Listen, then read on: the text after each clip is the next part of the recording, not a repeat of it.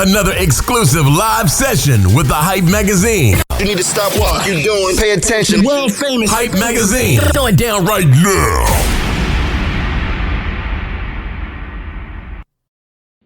Hey everybody, welcome to another live session with the Hype Magazine. Today, we have the executive producer of one of the craziest shows. I love boxing, and this one is called Knockout. Is executive produced by Mr. Steven Marcano, and his right-hand man, his partner in crime, of course, is the former champ, Shannon Briggs. It's going down. Knockout, third season. Welcome aboard. Thank you. I'm happy to be here. Man, so in doing my research, I see that you've had some ups and downs getting this show together, but all that, we could talk about problems all day. You and Shannon pulled together a solution, and now you're going into season 3 of Knockout on Fuse. And yep. Man, how great is that feeling? It's great to know, you could do something that most people don't get a season out of. Boxing, this will officially, I think after we finish season 3, if we go into season 4, will be officially the longest running boxing reality show on TV. So that's interesting, and it's exciting, and I'm happy with it. And like you said, everybody has problems, and I'm not going to complain about that part. We're just having fun. I'm happy to be at season 3. Hey, look, whatever the problems were, people whine about the problems, but and sometimes they don't get to the solution. I understand that, during its early development stage, the people who were backing it fell apart. Their company fell apart. You and Shannon still had to make it go. And so you dug in, and how did you pull this together? Watching. Go ahead. Sorry to cut you off. The whole story with the Knockout situation came like this. It all started with we were doing a deal for Mike Tyson called IMP. It was Iron Mike Promotion. So we went and raised the money, and Shannon actually introduced me to the finance people. So when Knockout started, it was supposed to be about showcasing the up-and-coming talent that Mike Tyson was developing, and then doing 3 or 4 live events a year. And Mike's partner at the time, because he didn't understand TV, he understood boxing, thought that the offer was minute and thought it didn't make sense for Mike to be a part of it. So at that time, Shannon walked away from the gentleman that he introduced us to. He went and did his thing. Mike and the gentleman became partners, and they did their thing, and that fell apart. And then I was sitting here with a TV show I put hours and hours into with no resources, no Mike Tyson and no financial backing, but I had a couple of dollars of my own based on my baby product company I own. So I went out, and I know a lot of people in boxing. I know a lot of people in the space. And I developed the show.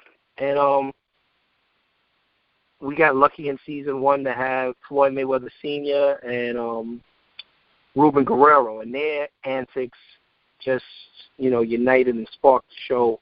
And we had, great people like Zab Judah. And once TMZ hit it, and once we started getting like 3 million hits, 4 million hits on the show, even if it was on a small network like Fuse, we were doing, 0.8 ratings. So I knew we were coming back for a season 2. So at that point, season 2 rolls around, we get Mayweather Sr. again, Shane Mosley, and John Skelly. And we were like, man, I don't know after this where we're going to go with it, because it was cool. Season 2 was really good, and the ratings were incredible because we have Roy Jones. But I was like, from a creative standpoint, where do we take this?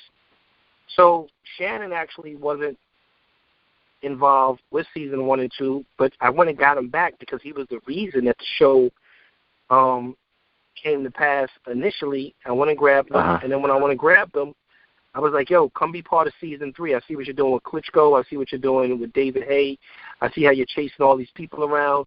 Let's go get that. Now, with him being on board, and I went and changed it up and changed the format a little bit. I got a ton of celebrities. I got a ton of ex-champions. We're going to make a big announcement in about 3 weeks. And now the show is, I think, in the 3rd season, people usually have to reinvent themselves or they're on a decline. I think the way we reinvented ourselves is 100 times better than season 1 and 2 put together. Because now you're into the mentoring part. you've got a home base in Houston, and you're showcasing young and up-and-coming boxers actually receiving the benefit of the experience and wisdom of these champions. Yeah, we're definitely implementing, and it's like what you said, we're doing stuff in Houston, we're shooting in LA for the celebrity edition, but I've been boxing smart, but now we're really television smart. So we brought female boxers on for sex appeal and the competition. We brought these young, incredible first young men on. We always had young people on season 1 and 2, but we brought these real, different type of characters from, not per se Adrian Broner, but people with that type of characters, people with the type of character of Floyd Mayweather, with Canelo. So we brought these, I believe, future champions on right now.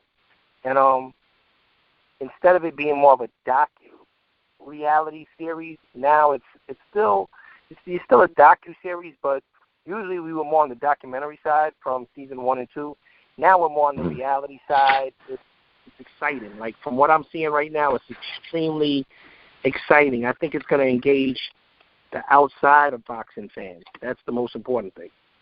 Would you compare it to maybe the Ultimate Fighter, the UFC's program, is what you're doing in season 3? Well, I like the UFC. I don't think I think our program moves faster. I think it's sexy.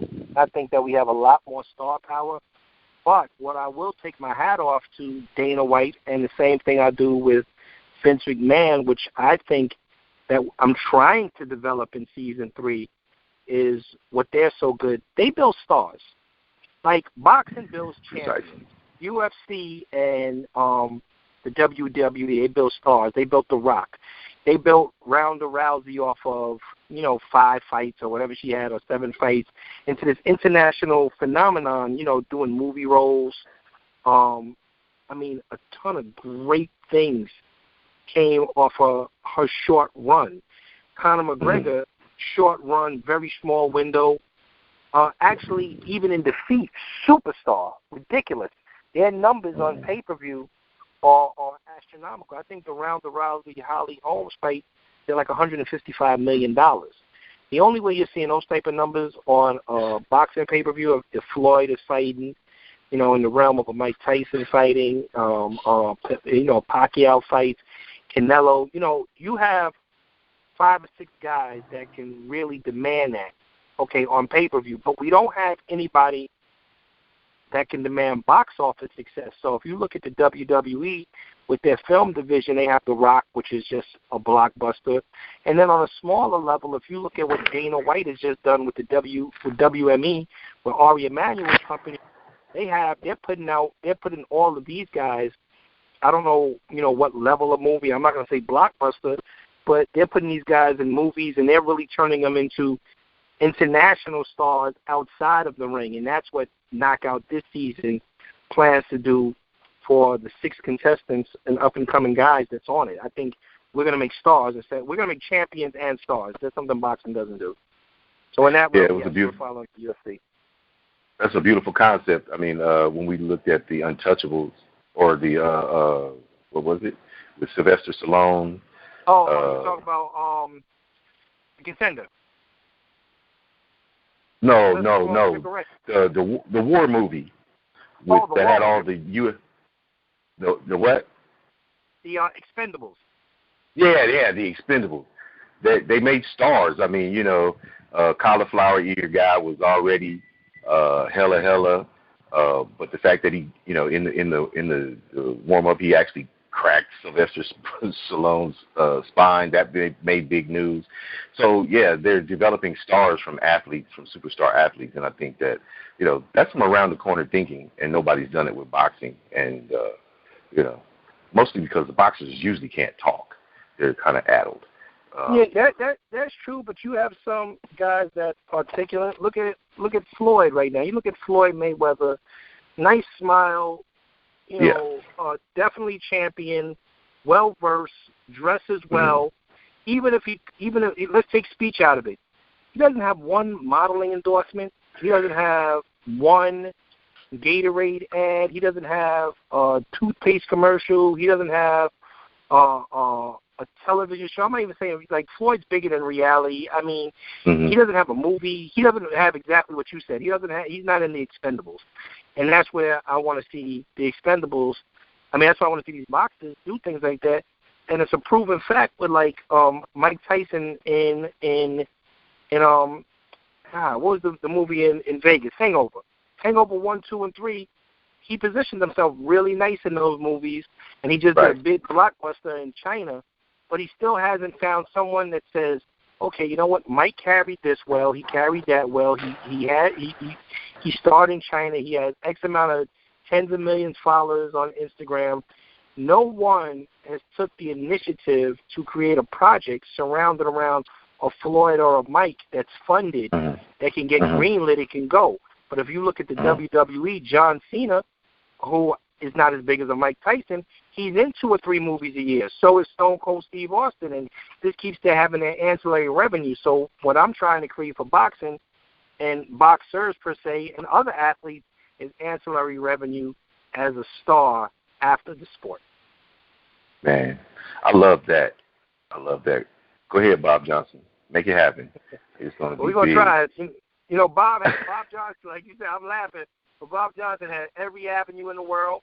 You know, I guess $3 billion, change your mind or every avenue. You know, if guys like me and you ever had that platform, a lot of people would make a lot of money because, and I'm not judging how, if somebody offered me $3 billion, I may sell too, so I can't judge anybody on what they do, but what I can say is that what you're saying is so true. We don't have any particular outlet that we could promote people in, whether they're white, black, Spanish, Mexican, Italian. We can't promote athletes in any venue. We don't have any company. Now, the UFC is going to be gigantic. Now they got William Morris. They're going to create a lot of things for the UFC fighters. They're going to get a lot of things, but I don't see it in boxing. I don't see it in football. I don't see it in baseball, and I definitely don't see it in basketball. But if you ask yourself a question, way back from Bruce Lee days, remember Walt Frazier, I think. Was it Walt Frazier? Who was in it? One of those guys was in. No, it was Kareem Abdul-Jabbar in Game of Death. Right. Way back then, this is a proven factor. What's our guy who's on the show with Kelly Ripa? Michael Strahan. They can carry these roles. No one's giving them the opportunity. So hopefully after Knockout, I'm entrenched strong enough in Hollywood, hopefully that I could one day pick up a phone for a Tyson or for a Floyd and say, hey, you know what, I got that check for you for this role, and surround them with good enough people as far as actors that are trained actors that make sense that the general public will embrace and get this off the ground. I believe you could do it. And you definitely have the support of the Hype magazine. We're also we're a black female-owned media outlet and international. So, yeah, most definitely we'll be following Knockout. And now that we've had an opportunity to speak with you and get the concept and the vision of what you're trying to create, I mean, that's a beautiful thing, and we definitely want to support you from our side. Anyway, what's the most challenging, do you think, as a creator? What's the most challenging to pull something of this stature together? The most challenging thing in Hollywood, or just in life, in business, same thing with life, or whatever. I think it's the finance of the project. I think people have creative ideas, but if you go back to how I look at things, Jay-Z walked in the game with a lot of his own money, so I could say he's, out of everybody, really, really pretty much self-made, but because by the time he partnered with Def Jam, he was already had Reasonable Doubt. But if you look at the actual mega stars today, the Dr. Dre's, or you look at the Sean Combs of the world, or if you look at the even the 50 Cents of the world, it was always a joint venture financial partner. You know, and I think that's the hardest part is finding that proper joint venture person that believes enough to write that check. You got to remember, when Puffy came in the game, I mean, his talent showed people he was an extreme talent, and he is. He's a marketing genius. But you know, when have, I believe it was Clyde Davis and Arista at the time. You know, when that machine's behind you, it's a little easier. And you know, when you got 50 Cent, super talented guy. Like, I love his show Power. I think the things that he does is incredible. But when he came out, you know, you had the hottest dude in the game, M and Dre, say, yo, you know what, we're going to endorse this, we're going to fund it, we're going to put some money in your pocket so you could just focus and record, and we're going to promote your thing through Jimmy Iovine, you know, Interscope, and that's still the machine till today. They're out there surpassing a ton of people, and it's the same thing with the Ciroc Vodkas, and it's the same thing with the Effins. There's always some major financial situation. I think the harder part for us in Hollywood, or I'm not considering myself in Hollywood, but I think the hardest part for Hollywood is you have two hurdles instead of one major hurdle. You have the financial hurdle, and you got the distribution hurdle. Right. So now you have to find the money to make a quality product, and then you got to find somebody, after you make the quality product, prior to spending the investor's money, you have to find somebody who wants to distribute the quality product. But with all of that being said, if your focus is people who have got it done, Ice Cube gets it done on a daily basis, Tyler Perry gets it done on a daily basis, the company El Rey is Hispanically owned TV network. So it's doable. I'm not going to say like it's not doable. I mean, you just have to go do it. It's definitely doable, but those are the hardest things to meet: distribution and finance. You know, if we had, you know, the right distribution and $50 million, I'm sure me and you could go in a room and figure out an original movie based on, you know, any genre, from action to romantic comedy to urban to mainstream America. We can figure out any genre with the proper finance because we're smart when it comes to that. Well, you know, you're actually doing it. So your talk-to-do ratio is at 0. You're not just talking about it, you're doing it. And I'm very proud for you. You know what I mean? Thank you. And salute you for what you're doing.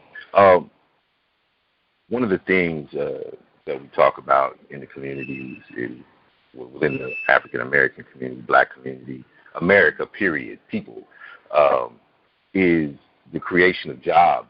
And so though you're a serial entrepreneur, I understand that you have, you know, you have the only black-owned baby diaper company. Salute for that. And you're not really doing that for profit. You're really making certain that people have one of the basics that they need for babies, and you're making it affordable. That's dope. But you're also providing, through these endeavors as a serial entrepreneur, you're providing jobs.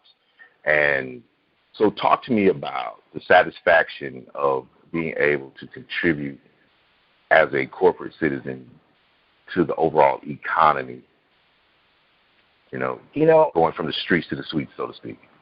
You know, I like it for one reason. I get to hire the person that doesn't have the MBA, and they're not from Wharton or Yale or Stanford, or they're not from, you know, a film school, or they're not, you know, for the baby product company, and they truly don't understand the financial or the logistics, you know. But like you said, it's like with the boxing show, we get to mentor them. I get to bring in somebody who's really smart, and I get to like show them where they need to be under, you know, the guidance of someone who's already done it. And I mean, there's certain jobs that people do need degrees for. Like, I'm not going to say, hey, do the books, you know, and if you're not a CPA, because you can end up having liabilities like the IRS. So I'm going to make sure the prime people. You have a Wesley situation. Right. So, I mean, I'm going to make sure the right people in the right situation. But when it comes to marketing, and when it comes to promotion, and when it comes to people's appearance and their gender, it really doesn't make a difference if they're talented and driven, because I think drive is always going to beat, just straight book smarts. But you need to know your craft, you need to know your trade. So I look for people that the average guy would go, nah, not yet. And I start them really young, because if you look at Facebook and you look at the Twitters and the Crush, the Candy Crush of the world, in that tech space, starting at 19, 20, 21, 22, 23, picking their brain at that age in the tech space, that's the average age for someone to be successful in their 20s. So I'm not going to do what normal corporate America does, say, where did you work for the last 10 years? Where did Mark Zuckerberg work for the last 10 years prior to Facebook? Nowhere. So I like the fact that I can think outside the box and partner with really smart individuals that hopefully surpass everything that I'm doing in the next 10 years. So that's what I like to do. Do you recall the moment when the epiphany happened, when the light switch opened up your mind and says, "Dang, I've been thinking linear. I need to be an around the corner thinker"? Do you remember that moment that inspired you to change your thought process as you move forward in business? Exactly. It was 1992. It was on 4th and Broadway. I was working for Island Records and Cookie Gonzalez, and he was the boss over there, and it was Chris Blackwell's company. And I did a lot of major moves at that time, I thought. And they were selling to Polygram, and Polygram came and offered me to stay on. And I asked for a number, and I didn't have a job like 2 days later. And I'm like, you know what? I don't want to do this no more. I don't want anybody to tell me that they could fire me or they could let me go. I don't want anybody to dictate, my hours or what I should do. And I did common math. I'm from the projects. I'm from the Bronx. I grew up in Monroe Projects, and then I grew up in South Jamaica, Queens. And, if you had a good job there, whether you were an MTA, train driver, bus driver, whatever you did, if you made $100,000 a year, you were considered completely successful. So, take $100,000 a year times 30 years. It's $3 million. Take your taxes out. It's going to be about 2.2.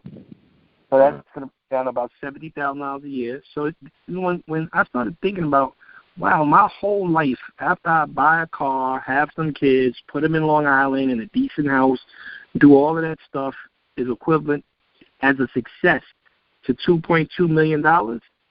And I was doing deals before I got fired for my bosses that were $2 million, $3 million, $4 million, generating $30 million on records, $20 million in sales.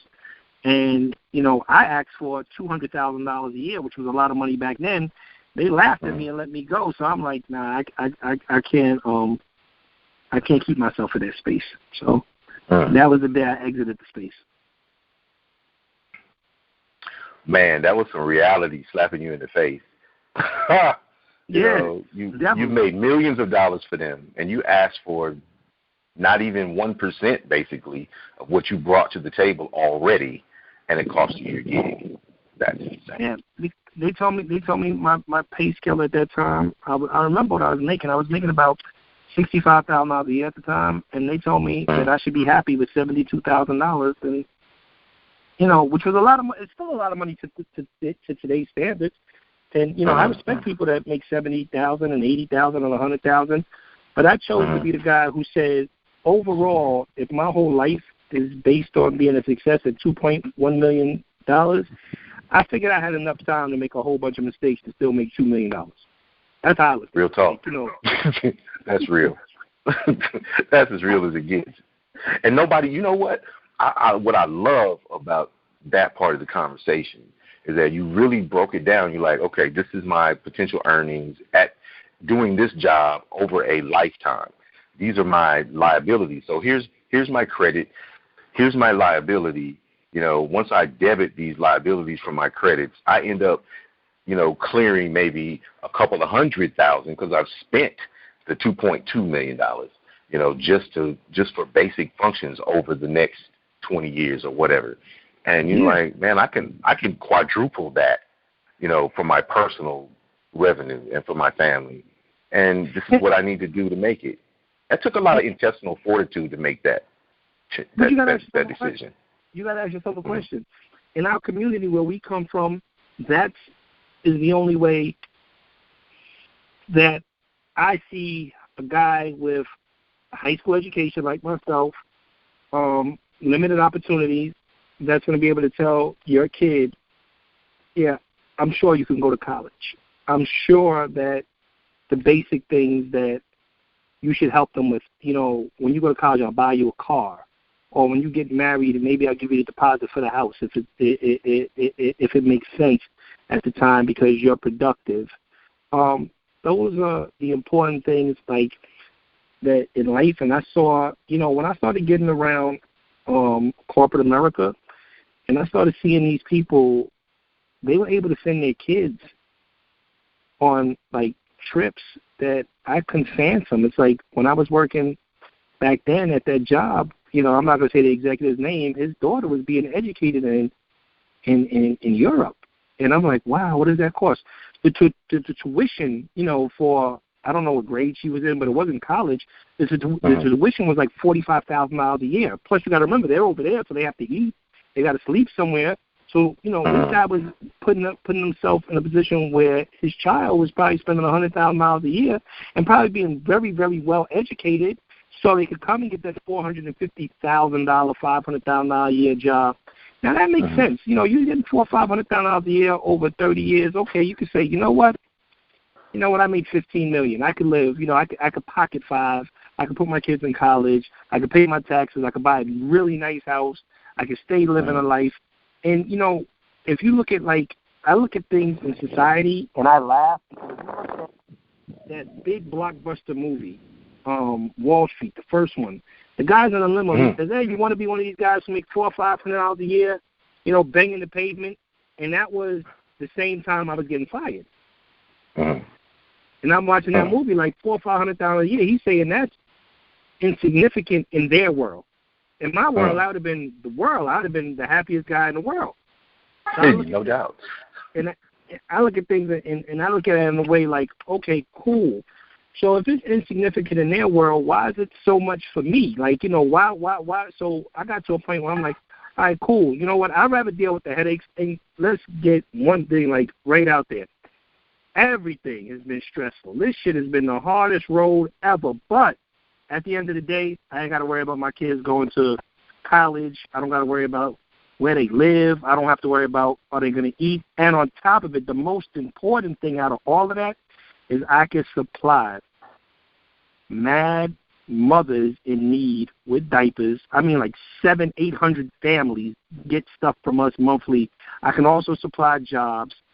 And on top of it, I can also, as they say, break into Hollywood and try to change the stereotype. Like, I get so mad when people say Black Hollywood. Where's Black Hollywood? Where's that at?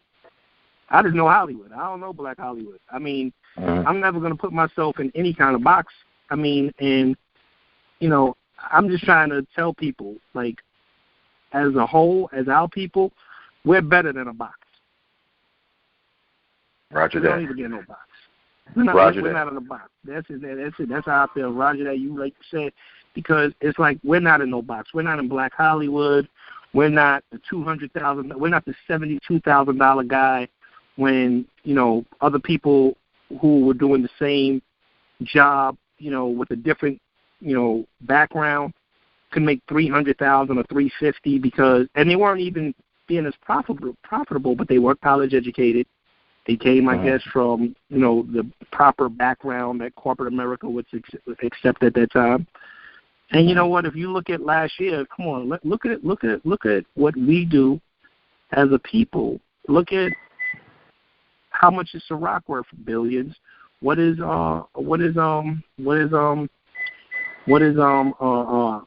Beats by Dre? Billions. This guy Jay-Z got Tidal.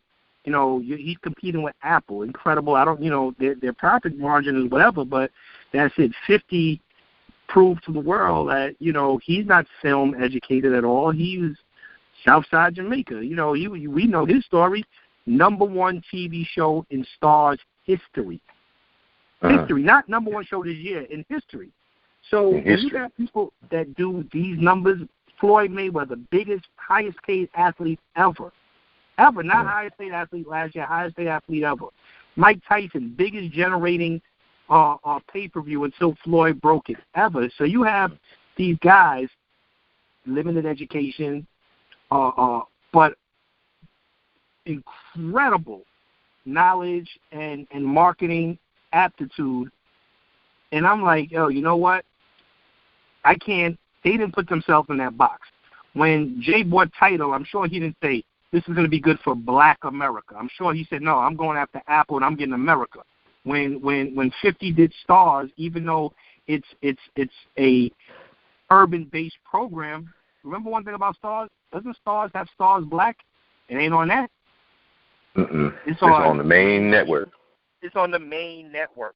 So I can't allow myself to be put in that box of, you know, Black Hollywood or you know what, you should be happy that you're making $72,000 a year. You know, that's not the box for me. And, you know, I'm trying to tell everybody else that shouldn't be the box for you either. Brother, you can't see me, but I'm standing up giving you an ovation right now. For real, for real. I just love it. Can we switch gears for just a moment when we're talking about educating and breaking it down and analyzing the industry and how people are doing things? Do you feel that perhaps the African-American community might be at a stronger disadvantage because we don't have these types of conversations with our families at the dinner table? Hell, we don't even sit at the dinner table together most of the time anymore. But our children aren't taught to think analytically and critically the way that you just laid this out. You think that could be one of our issues as a community? I think our main issue as a community, honestly, is we know that there's, what we said in the beginning of the conversation, we know that there's a lot of injustice. We know that there's things that are unfair. And we understand, you know, certain things should be protested.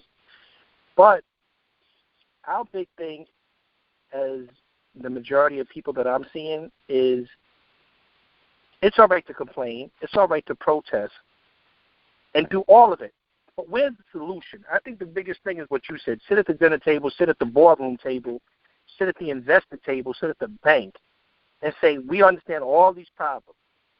What's the solution? Like last year with the Oscars, we understand, yeah, you know what? A lot of things were unfair. You want to be honestly truthful? I didn't like the way the Oscars, you know, did 2 years ago, whatever, they didn't include NWA, and, you know, they didn't nominate Will, and they didn't do all of that stuff. And I understand the complaints, and I understand the protests, and I understand all that. But what is the scenario? What in that scenario? I mean, what is the result? What's the end result? Did we really accomplish something? Because if we wanted to accomplish something, maybe we sit with the Oscars and say, based on this amount of movies coming out in Hollywood, based on this amount of African American and Hispanic and women actors and actresses and directors, we should participate a minimum of X going forward, because it's only fair to society based on numbers, not based on emotion, totally based on numbers. Why aren't we included to this level? Now you're dealing with something in a way people can understand, based on numbers, based on facts, not based on emotion. So I think the only issue that we have overall is we understand we're boxed in. We understand that we should protest. We understand we should fight. We understand we should stand up. But when we do all that and we get the national attention, someone should have the solution to the problem. Yeah. Quit crying about the problem. Like, here's the solution. Have the solution to the problem. Or a solution, at least, you know, something that's a viable program that we can execute as a community. You know what I mean? When they shut down, you know, the bus lines. They boycotted the bus lines in Birmingham. During the Honorable Dr. King's time, they made an economic statement. We hurt their pockets. Right. When we're discussing the Oscars, and then the conversation came back of should we reinstitute the Black Oscars, and I am one of the voices who said F no. We shouldn't have to separate because then they win. They're trying to exclude us, and if we accept the exclusion and say, oh, we'll make our own, then, but at the same time, we shouldn't have to be segregated. Absolutely. And that's a trap. It's a trap. Okay, we'll just do our own Black Oscars. But now you're relegating yourself to tier 4 instead of tier 1, by just saying, oh, it's the Black Oscars. And it's the same thing that we as Black media, urban-owned and based media, had. We were always tier 4 until, Ebony and Jet started taking, Ebony being the more serious, Jet being the more entertaining, until they started doing stories like Time Life and the National Geographic type stories and things like that. Then, we started getting our face recognized as a tier 1 type of outlet. Now I'm covering the red carpets, and we're right next to CBS and MTV, or MTV is saying, hey, can you come cover as a media outlet? We have the power, and I think recognizing the fact that we actually have the power, we have a market that everyone wants, is something that, like you said, we could sit in the city council meetings, we could sit at the Oscars meeting, we should be on the Emmy juries, to help pick finalists, and we should push the fact that, hey, let's just take Compton. Let's take the NWA movie. First week, $40 million, I believe, was the first weekend take at the box office. And then, they not doubled it, but they added another 20%, so they were at $60 million, something like that, within 2 weeks. And they set records. We set records. So there is no reason. And, if Will Smith is in from anything from Wild Wild West to, the other one where he was by himself and his dog got killed and all that one. Oh, yeah, I Am Legend. Yeah, I Am Legend. Yeah. Those type of things bring money, and we're telling great stories. We have great creatives.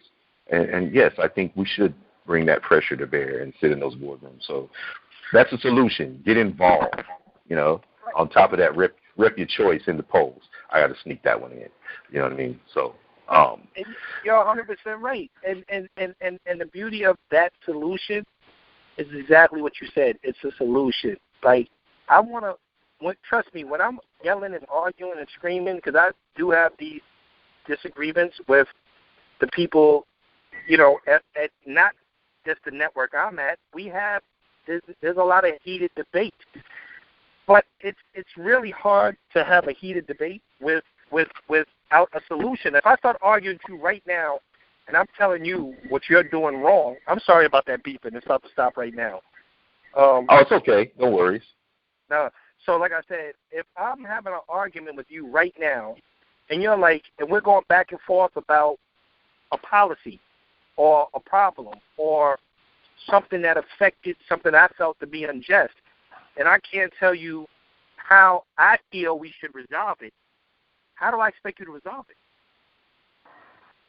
Like, how do I really expect you to be, like, there's a level of, we're all from, like everybody around me, I'm not saying all, but a lot of people are from humble beginnings, and a lot of people were from poverty. And in poverty, how to fix the situation. It's 5 people for dinner. You had your $10 meal, you had your $8 meal, and you had your, when you had money, whatever time of the month, you had your $40 meal.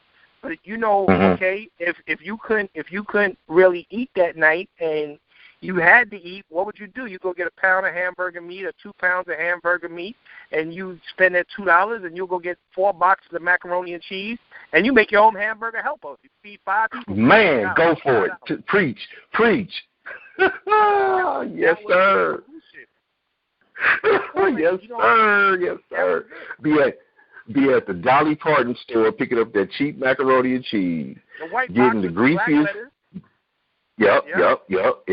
The generic. It just said macaroni and cheese with a scan code on it. Yeah. That's if you had a solution to that hunger that night. Now you get rich.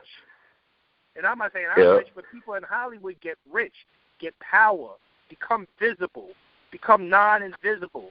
So while you're using your power for awareness and you're using your power to be visible, also have the knowledge and the intellect behind that power. The same way we figured out that macaroni and cheese and made our own hamburger, help us figure out the problem to resolve the issue. Because there's only a way to resolve the issue. But, their job, the people who are treating us wrong, their job is to resolve the issue, but their job is not to figure out how to resolve the issue, because if they had knowledge, they would have never put themselves in that position in the first place. That's so right. I listen to the United Nations things on world hunger, and I participate in some things that go on in Stockholm with the solutions-based companies. And, a lot of times the people that we're complaining to, they have these great ideas, but they don't know how to execute. But if you're in a position where you've had to make do and innovate to survive, you have the solutions, and they're just waiting for us to tell them this is what we need. But if we don't participate in the process, we're Xing ourselves out. And we are so totally on the same page. And I love this conversation. I appreciate your openness and willingness to talk this long. I know that you're busy, and I'm going to respect your time. Is there anything that you wanted to cover that I may have neglected? No, you know what? I think that we actually went in depth, and I think that, the things that we discussed here were bigger than TV. I think that, wanting to empower people and wanting to help people and wanting to make change is much more important than knockout. It's much more important than, any reality show. It's much more important than money.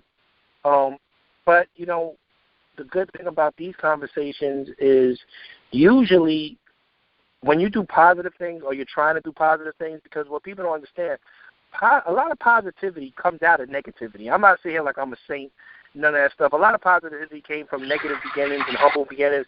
But when you have someone trying to really be positive and trying to really make an impact and trying to really make a change, usually media won't give them a cover. Usually media won't give them an hour.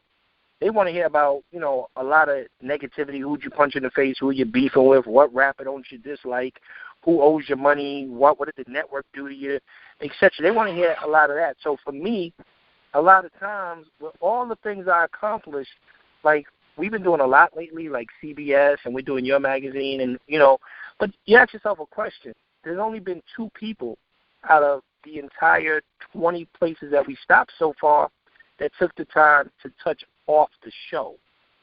And that's what's more important than me touching off the show. I want to use what I got as a platform to increase my visibility so we can keep saying, don't be mad at people because you felt they didn't give you a shot. Let's figure out how to get that shot. But when we get the shot, let's figure out how to make change so other people can get the shot, or we can consistently and constantly be here. So you already touched on all that, so that was the most important thing to me. Awesome. I want to thank you for your time. I'm honored to have met you. I'm honored to offer out, our editorial support.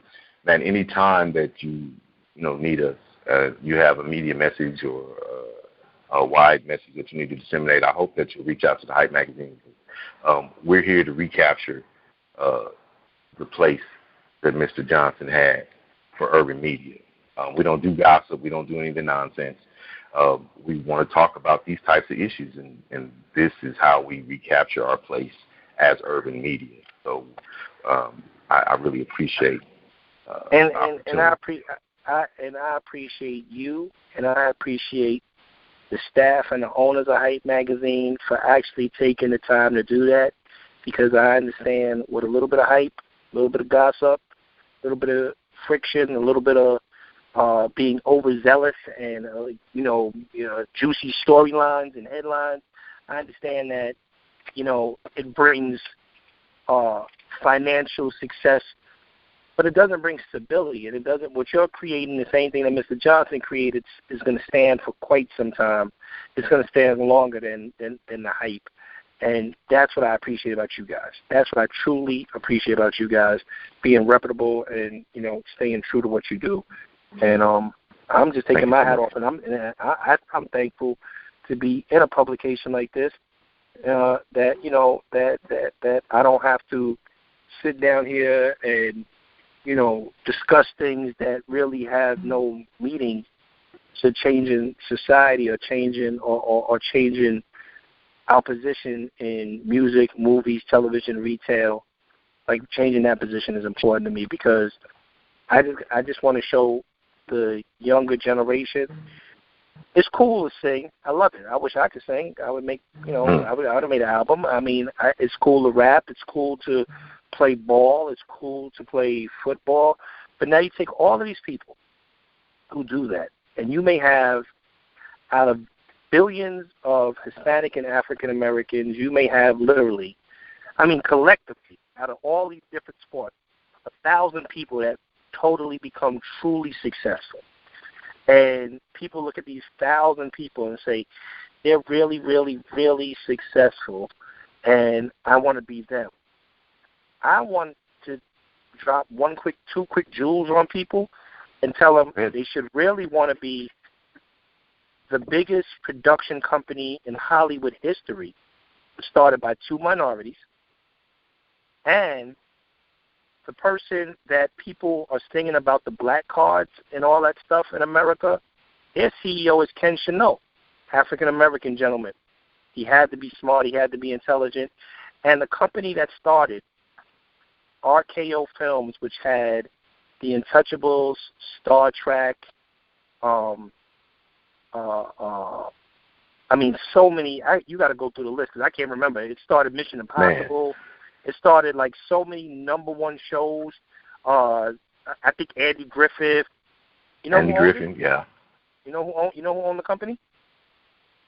I want to say Sammy Davis Jr., but I'm not for sure. Nope. Desi Arnaz and Lucille Ball. And think about a Cuban guy in the 50s coming over, messing with a white woman in the 50s, being blackballed, and building what's today is Paramount Pictures. RKO became Paramount. Which is owned by Desi Lou. Okay. Desi Lou Productions. Desi Lou Productions developed all of these shows, which partnered with RKO, which was funded by Gulf Western, which today is Paramount Pictures. So all this started from a guy and a woman who was blackballed because of their relationship, and they created a 3-camera shoot. And they created all this great stuff. Paramount is a monster. It's incredible. It's like the things that they do are big. Paramount, what people don't understand, is CBS, which is Showtime, which is all this. And it all started off of, I'm not saying the creative started, but the concepts for the original shows, which I'm sure CBS, Paramount, and all of them have took it to a much bigger level, was started through RKO, which was part of Desi Lou. It's on, it's just a factual situation. And they still have shows, whatever this is, the 50s to now, it's almost 2020, 65 years later. They're still on television, and they still have franchises like Star Trek that just had a blockbuster movie last year, Mission Impossible 2 years ago. That's incredible. That's the space I want to play in. And that's a space that, when you look at people like Mr. Johnson, you say that's a space that gentlemen like that can create and have the opportunity to create.